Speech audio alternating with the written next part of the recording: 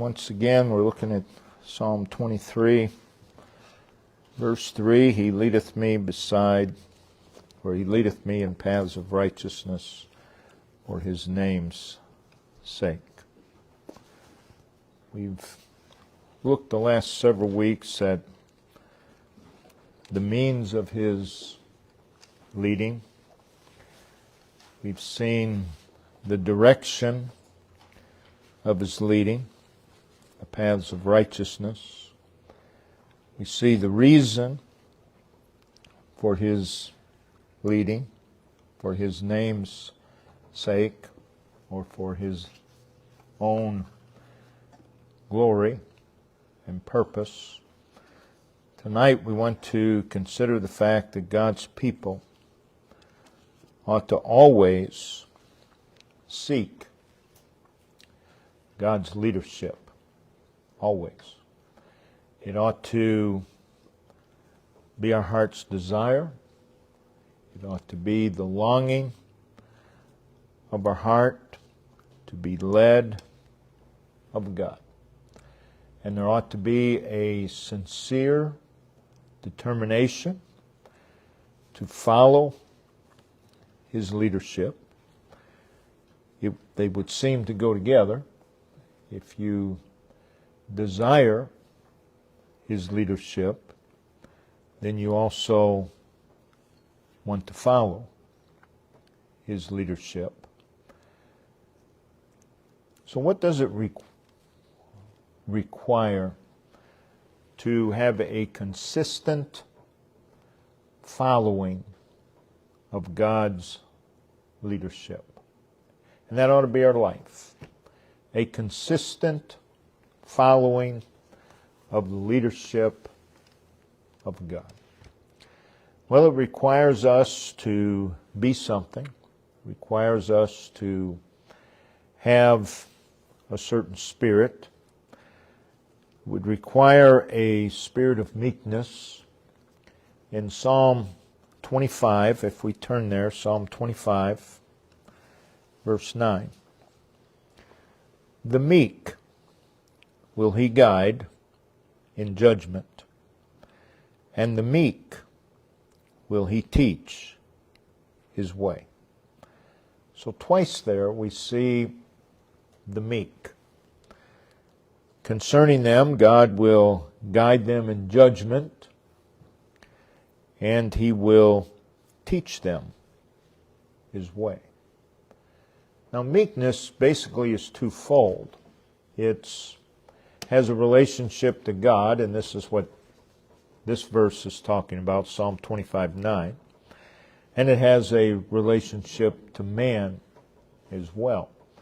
But meekness with regards to God, that is, us being meek with regard to God, is a lowliness of mind, a humility of heart, a spirit of self-denial, a willingness to submit and to be content with whatever it is that God has for us. That's meekness toward God. It would include, of course, a sense of our own insignificance, a sense of our unworthiness before God. And we see the meek, God will guide in judgment. That is, God will give them good judgment. And He will also teach them His way. Another thing, if we're going to have a consistent following of His leadership, there has to be a seeking of His leadership and a pleading for God's leadership. And this is seen throughout the Psalms. We see the psalmist seeking God's leadership over and over. We see the psalmist praying for God's leadership over and over. And that ought to mark our lives. We ought to always be seeking How is God leading? How is God directing? Then we ought to always be praying for the Lord to show us, for the Lord to show us the way, for the Lord to provide leadership. So let's look at some of these prayers. There is a prayer to be taught of God. That ought to always be our prayer, for God to teach us. What that means is simply it's a prayer for God's instruction, a prayer for God's training, a prayer for God to enlighten us. All that is involved in teaching. Teaching is instructing. Teaching is training. Teaching is enlightening. And so when we pray to be taught, we're praying for God to do those things. Notice in Psalm 25, verse 4, he says, "Show me thy ways, O Lord. Teach me thy paths." Two things. Show me, which is being taught, it's to enlighten, and thy ways. We don't have to be taught our ways. That we'll do naturally. Show me thy ways. Teach me thy paths. Thy paths. And again, his ways, his paths run contrary to our natural ways and our natural paths. Then notice in Psalm 27, verse 11, "Teach me thy way, O Lord." So there it is again. Teach me thy way. To be taught God's path, God's way. Psalm 86. Psalm 86 and verse 11. "Teach me thy way, O Lord. I will walk in thy truth. Unite my heart to fear thy name." So he prays to be taught. He makes a determination. I will walk in thy truth. And then he prays for something even more. Unite my heart. That is, what you teach me, unite my heart to it. That is, bring me into agreement with it. So we need to pray for God to teach us his path, his ways. That's the way we ought to go. But also we need to be taught his laws and his commands. Psalm 119. Psalm 119. Verse 26. He says in the last part of that verse, "Teach me thy statutes." Teach them to me. That is, instruct me. Enlighten me in these. Verse 64, "Teach me thy statutes." Verse 68, last part of the verse, "Teach me thy statutes." Verse 108, it is, "Teach me thy judgments." Verse 124, it is, "Teach me thy statutes." It's not just knowing what the statutes or the commands, the laws of God say. It's being enlightened in them, being enlightened in them, being instructed in them. What do they mean? What do they require? What is covered? We also need to pray for him to teach us to do his will. Notice in Psalm 143, So we see we pray to be taught God's will, but we can't stop there. We need to pray to do, to be taught how to do God's will. He says in verse 10 of Psalm 143:10, "Teach me to do thy will." Why? For thou art my God.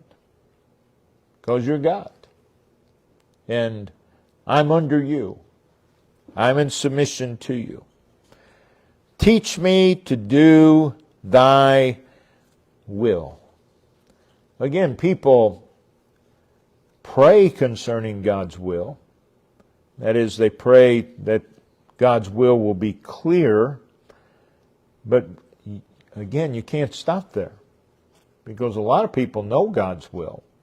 They don't do it, but they know it. And we need to pray to be taught to do His will. There's a right way to do His will. What is the right way to do His will? God's way. If you do God's will your way, that's not God's will. That's disobedience. It's doing God's will God's way. We need to pray for discernment, to be taught discernment as well. Notice in Psalm 119 again. Psalm 119. And verse 66. "Teach me good judgment and knowledge, for I have believed thy commandments." So we need to believe His commandments, but we need to be taught good judgment. And what is good judgment? Well, it's in accord with His commandments. It's in accord with His statutes. If it's not in accord with what God says, it's not good judgment. That's bad judgment.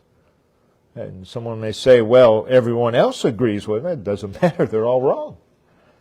The good judgment is in accord with God, in accord with what God says. So we ought to have a spirit of meekness, and then we ought to pray to be taught of God. But it is also a prayer to be led. To be led.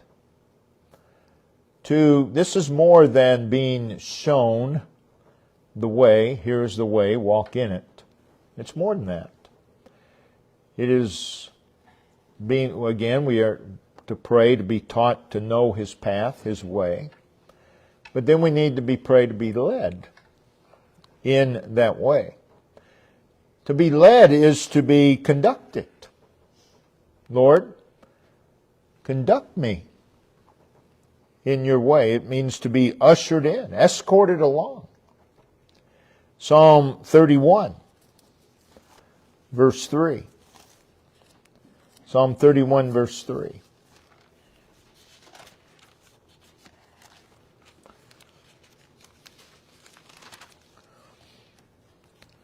For thou my rock and my fortress, therefore for thy name's sake, lead me and guide me. Lead me and guide me. Notice verse 4. Pull me out of the net that they have privately laid for me. Yeah, in order to be led and guided, we may have to be pulled out of something as well. But again, it's lead. Escort me, usher me into, conduct me. It's God in control of our life. And this is in righteousness. Notice in Psalm 5,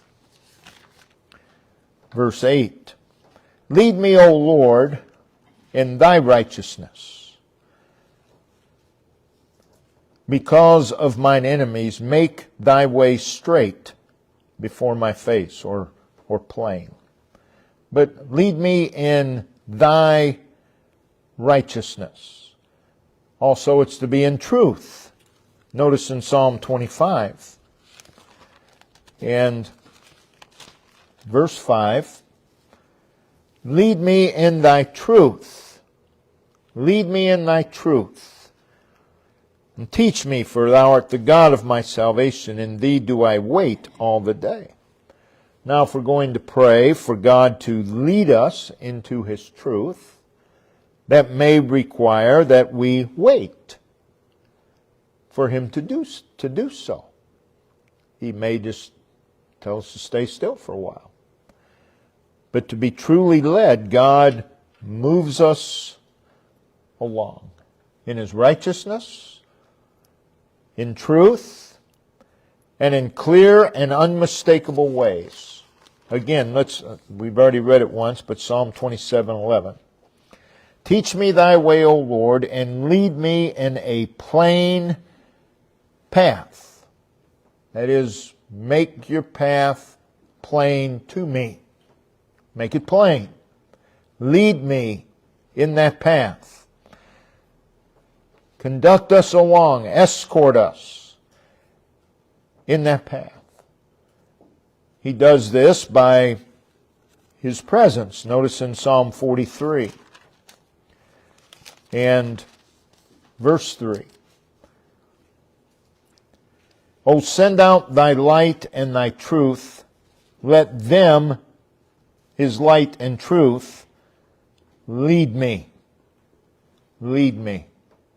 Again, it is His light that leads us. His light is His presence, His truth. Let them bring me into thy holy hill and to thy tabernacles.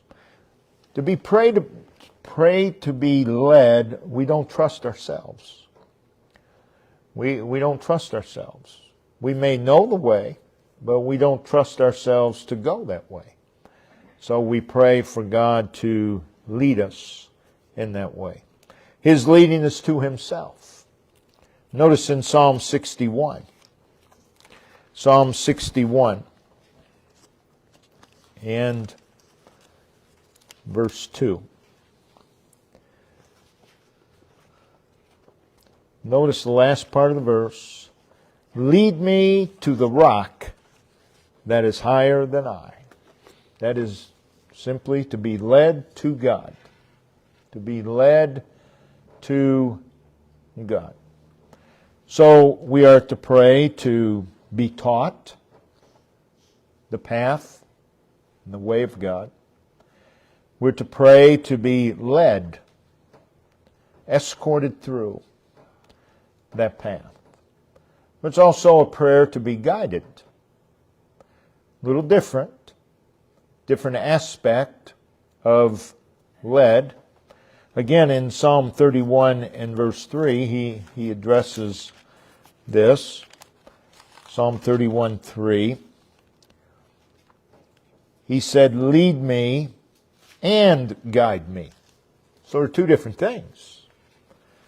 They're very closely related, but two different things. Lead me and guide me. Again, to be led, God actually escorts us. To be guided is to be advised. Kind of goes along with being taught. It's to be pointed in the way to go. So perhaps we should pray for His guidance before His leading, but we're not going to go there. But it's to be pointed in the way. Point me in that way and then escort me through that way. You see, the psalmist doesn't trust himself at all. He doesn't trust himself to know God's way, so he prays to be taught.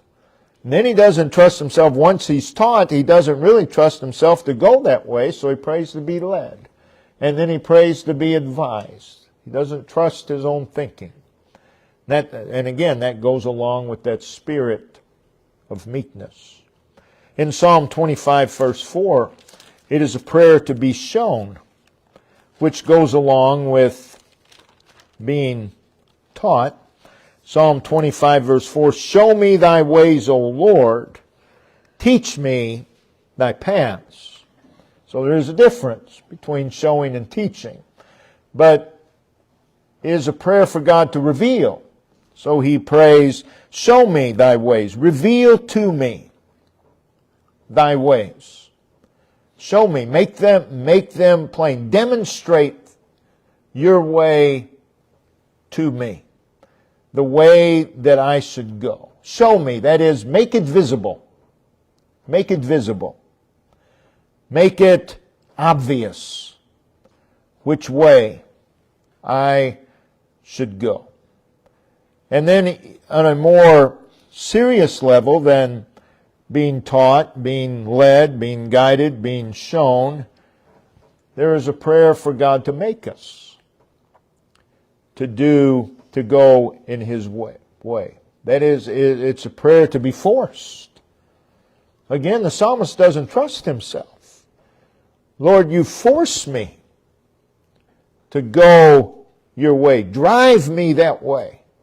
Compel me to go the way of the Lord.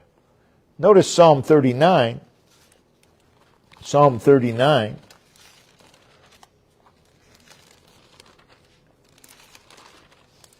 In verse 4. Lord, make me to know mine end, and the measure of my days, what it is, that I may know how frail I am. Okay, so he prays for the Lord to make him to know. Make him to know. He make him to know two things, his end and the measure of his days. The reason for this is I may know how frail I am. Lord, make me to know that I may know myself. People say all the time, I know myself. 99.9% of people have no clue, and I mean no clue, of who they are or what they are. And the psalmist prays that I may know how frail or how weak I am. Notice in Psalm 51, Psalm 51, verse 6.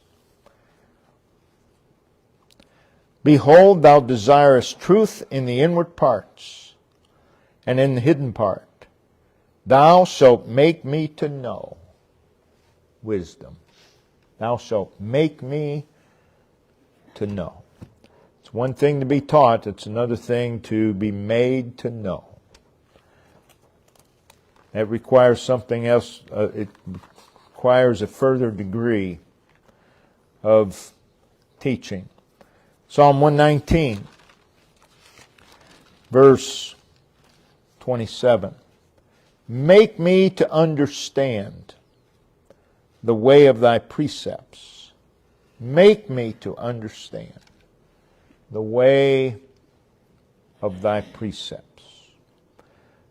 Someone says, well, I just don't understand. Well, pray to God make you to understand.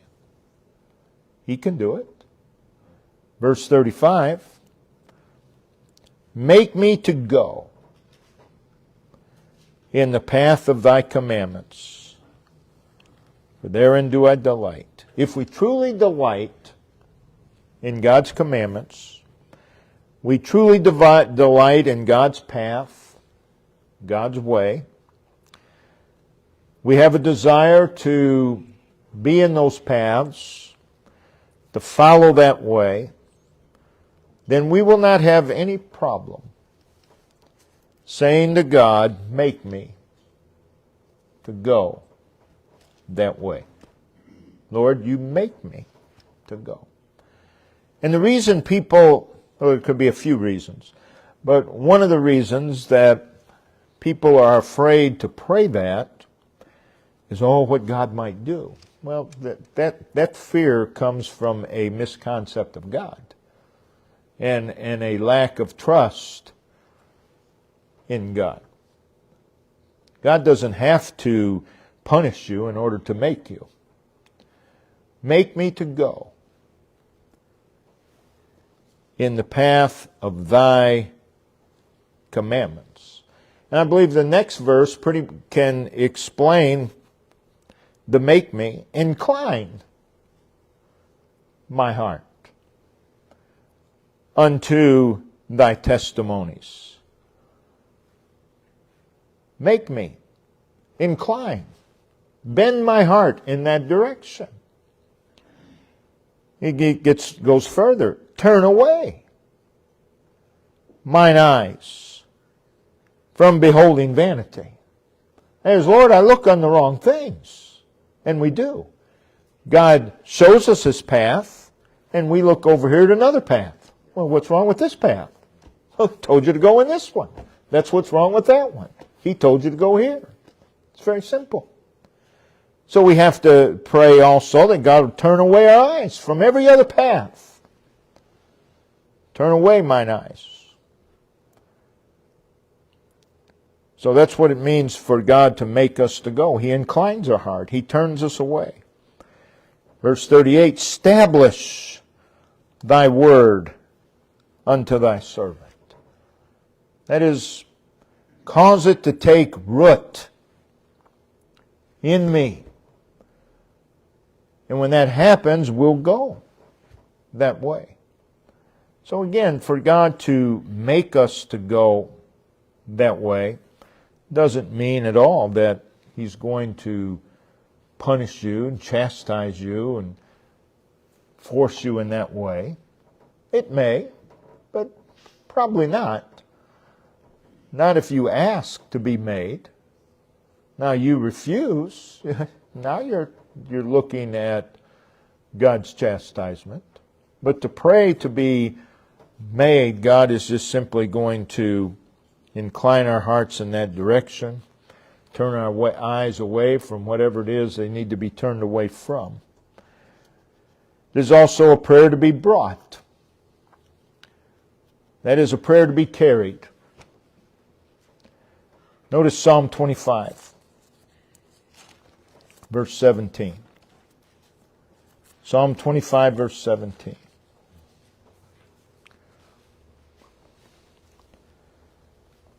The troubles of my heart are enlarged. O bring thou me out of my distresses. Bring me out. It's like God carrying us out. He realizes he can't bring himself out. So bring me out. And again, if we're going to walk in God's way, there's going to be some things we need to be brought out of. Notice Psalm 43, verse 3. O send out thy light and thy truth. And we've looked at this. Let them lead me. Let them bring me. Let them bring me. Psalm 71:20.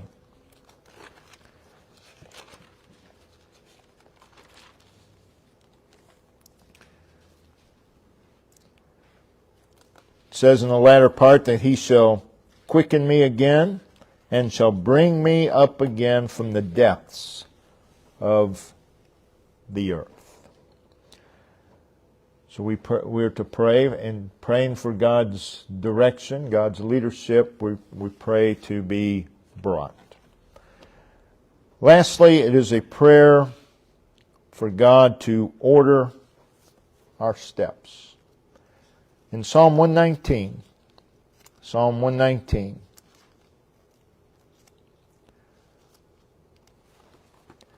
and verse 133. Order my steps in thy word, and let not any iniquity have dominion over me. What a prayer. Order my steps in thy word. That phrase, that sentence, says a lot. First of all, in those words is a prayer for a governed life. All of this that we've looked at this evening is a prayer for a God-governed life. How many people want a God-governed life? Most people want their life to be self-governed until there's something they can't govern, and then, God's a fire escape. But we ought to always long for a God-governed life. Order my steps. Order speaks of arrangement. Arrangement. Arrange my steps according or in thy words. It's to train. Train my steps in thy word. It's to align. Bring my steps in alignment with thy word, or in thy word. My steps. That is a very small detail with regard to our walk. It takes many steps to be considered a walk. 1 step, 2 steps, that's really not a walk. So a step is a very small detail in our overall walk. It's one thing to pray, Lord, order my life in a general way, but this is more particular. Order my steps. That is, all the details that go into, that make up my life. Order them. Arrange them. Arrange them. Again, the very minute details of life. What this tells us is no action in life is unimportant. Well, that's a small thing. Oh, it may be. But it could be a big thing too. You do it wrong, it's a big thing. Life is made up of a lot of small things. But the small things have to be right if the big picture is going to be right. So for someone to say, well, it doesn't really matter. Oh, well, yes it does. Yes it does. Well, it doesn't matter what you do. Oh, yes it does. Order my steps. That is, make the most minute details of my life consistent in thy word. And again, it is a prayer of one who is perfectly satisfied with God governing his life. And every one of these things that we've looked at tonight, it comes from that meekness again. You have to be satisfied with God governing your life. And let's be honest, most of God's people are not satisfied with God governing their life. They have no intention of God governing their whole life. He can have a couple hours on Sunday, but that's it. And they put their life in various boxes. And God, you leave this area alone. No, this is every single aspect of our life. And notice, it does not say, order my steps by thy word. Now God does that. We've already seen that. That's one of the manners that God uses in leading. He uses his word. But the psalmist is praying for something bigger than that. It's not order my steps by thy word, and nothing wrong with praying that, but it's order my steps in thy word. That is, let every minute detail be in your word. So again, and we see also the reason he prays this is because he's fearful of sin. The latter part, he says, and let not any iniquity have dominion over me. He's afraid that of any sin having dominion, taking control of his life. And any sin can take dominion in your life. The way to overcome the dominion of sin, again, is found in this verse, order my steps in thy word. That is for the minute details. It's God's people overlooking the minute details that results in sin having dominion in their lives. So each of these verses, these prayers that we've looked at, they're prayers for God's intervention. God's intervention in our life. They proceed from a heart that is aware of itself and fearful of itself and fearful of sin. Man ought to fear himself. If he knows himself, he will. And we ought to, of course, fear sin. But it's also the prayers of one who is conscious of the danger of being left to self, being left to our own reasonings, being left to our own desires and pursuits. There's great danger there in you and I being left to our own way. So again, the big part of this is knowing what we are. Each of these prayers proceed from a realization of needed help. Needed help.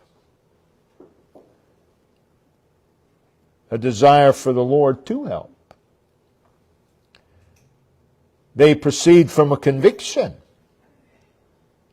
that I'm not an authority to myself. We are not authority to ourselves. We have no authority over our lives. None. The prayers proceed from one who has no aspiration of being his own master. We need to be brought there where we have no aspiration to be our own master, to be in control of our own life. Again, they proceed from an individual who has desires to be God-governed. And as you consider these prayers that we've looked at, I believe every one of them has a tone of urgency. Teach me. And there's an urgency about it. I need to be taught right now.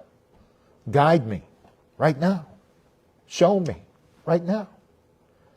There's an urgency about them. And the urgency arises because, again, of who we are and what we will do. Left to ourselves. And they're each personal. They're each personal. And with regard to, and each one is with regard to the spiritual realm. So it is, the Lord is my shepherd, I shall not want. That is, I shall not lack. And then you drop down here to verse 3. I shall not lack his leading in the paths of righteousness. I may not follow his leading, but I won't lack it. It's always there. Because he's a faithful shepherd. We shall not lack his leading. And this is true all the days of my life. Whatever makes up a day, could be many things, I will not lack his leading in the paths of righteousness all the days of my life. And next week we'll begin looking at verse 4. Brother Ben, if you'll come and lead us in a verse of song. And let's all stand.